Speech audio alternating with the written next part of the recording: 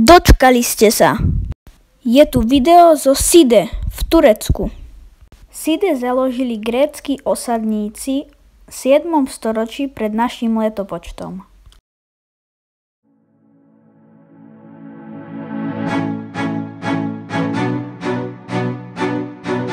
To, čo teraz vidíte, boli pôvodne domy alebo obchody, z ktorých mnohé majú podlahy s pôvodnými mozaikovými dlažbicami.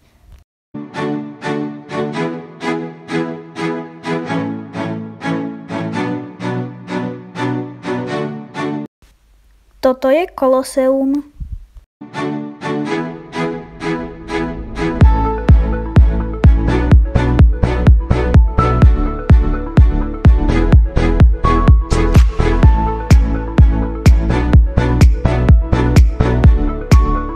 Tu sa už nachádzame v centre mesta Side.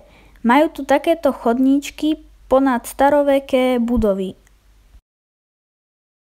Nakoniec sme si pozreli ešte túto vtipnú zmrzlináreň.